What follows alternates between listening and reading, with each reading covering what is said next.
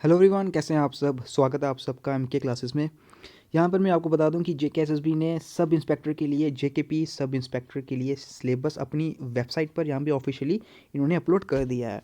तो यहाँ पर जेकेएसएसबी के द्वारा जो अपनी ऑफिशियल वेबसाइट पर ये सिलेबस जो अपलोड किया गया है, वैसे तो ये एक तरह का काम चलाओ ही इन्होंने काम किया है, क्योंकि अभी कल आपको पता है एक सिलेबस जो अपलोड किया गया था, जिसके बारे में काफ़ी बात की जा रही थी कि ये फ़ेक है कि नहीं। तो बिल्कुल सेम ही वैसा सिलेबस इन्होंने यहाँ पे अपलोड कर दिया है। जबकि जेकेएसएसबी जब सिलेबस अपना किसी भी पोस्ट के लिए यहाँ पे जेकेएसएसबी अपना सिलेबस बनाती है, तो वहाँ पे कौन सी सेक्शन कितने नंबर की आएगी, ये सब चीज़ें वो वहाँ पे इंक्लूड करती है। लेकिन यहाँ पर इन्होंने सिर्फ टॉपिक्स या अगर पर्टिकुलर सब्जेक्ट्स हैं उनके नाम लिखे गए हैं। और इस तरह का अगर आपको मैं बताऊँ कि ये सिर्फ इस तरह का ही है कि आप जितना हो सके उतना पढ़ो, बाकी कुछ भी जेकेएसएसबी जो है इस एग्ज़ाम के लिए यहाँ पे कुछ भी पूछ सकती है। तो सेक्शन तो आपकी वैसे ही है जैसे आपकी फ़ेज़ 2 एग्ज़ाम में थी। कुछ सब्जेक्ट्स हैं जो इंक्लूड नहीं थे, जैसे कि इंडियन पॉलिटी हो गई, तो ये आपको एक्स्ट्रा पढ़नी पड़ेगी। बाकी हिस्ट्री, करंट इवेंट्स है, यानी कि ये करंट अफेयर्स आपको आएंगे। History of India, Indian national movement, ठीक है, ये आपको पूछी जाएंगी। तो पहले तो फ्रीडम स्ट्रगल एंड मूवमेंट था, अब इंडियन नेशनल मूवमेंट है, तो सेम ही है। मैं आपको बता दूं, अगर ये अगर history of India and Indian national movement है, तो इसमें सब पूरे पार्ट आएंगे हिस्ट्री के, ठीक है। कंप्लीट हिस्ट्री आपको पढ़नी पड़ेगी। And third is Indian and world geography, physical, social and economic. तो ये भी आपको अगर बात की जाए कंप्लीट जियोग्राफी है, ठीक है।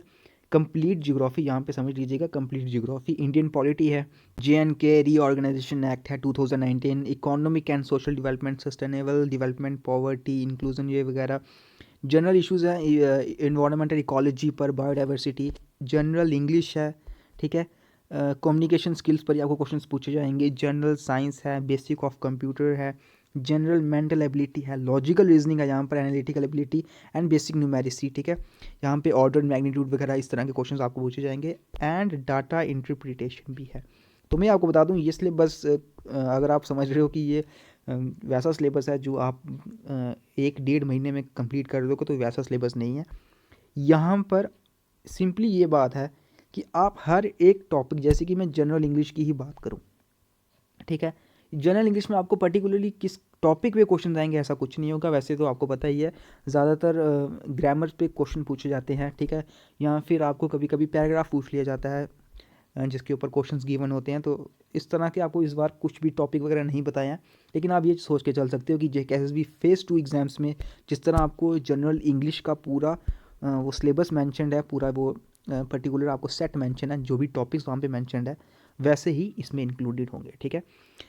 बेसिक कंप्यूटर है, मेंटल एबिलिटी है, यानी कि अगर मेंटल एबिलिटी की बात की जाए, मैथ्स के जितने भी टॉपिक आपको वो करने पड़ेंगे।